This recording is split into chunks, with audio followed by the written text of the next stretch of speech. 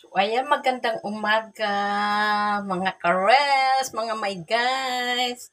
So, ayan, andito na naman ang iyong Nanay Elsa.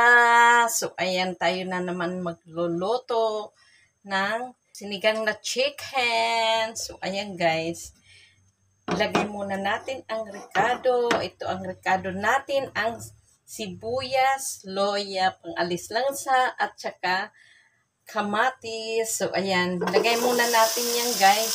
At hindi tayo maggigisa para bawas tayo sa oil or cholesterol. So, ayan. Ito yung chicken.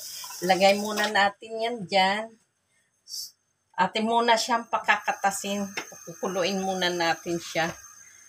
Bago natin isang kotsa. Yan ang buhay probinsya at buhay bukid.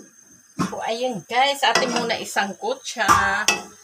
Ayan guys, nagkaroon siya ng sariling sabaw. Atin muna siya pinakatas ang kanyang mga ricado guys.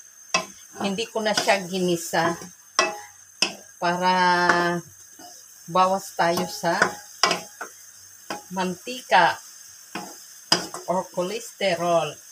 May sarili guys, nalagyan ko na rin pala siya ng tubig at tinimplang ko na ng asin. So, ayan, atin muna siyang lutuin. Kuluan natin muna guys ng mga 10 minutes bago natin ilagay yung mga gulay. So, ayan guys, ilagay na natin yung gulay. Ayan yung sitaw, okra, at sigirilla. Sinabay ko na rin yung siling makupa. So, ayan, pagsabay-sabayin na natin. So, ayan guys. Ilagay na natin yung patula.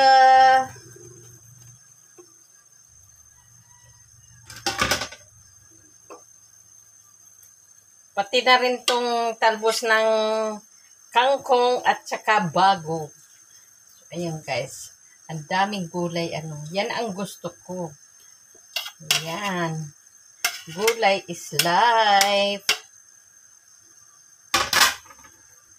At syempre, lalagyan ko siya ng siling labuyo dahil to ang gusto ng aking partner.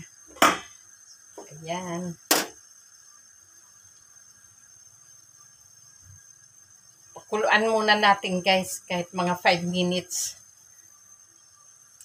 At lagyan natin ng sinigang mix with gabi. Ayan. Pampaasim.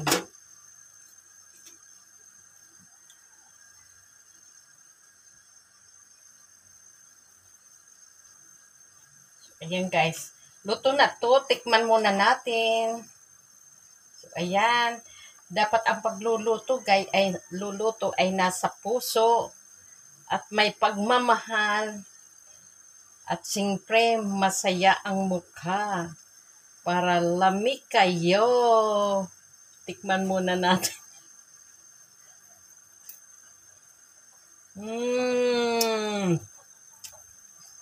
Goods guys. Maanghang dahil yung siling labuyo aking hinati-hati. Yan.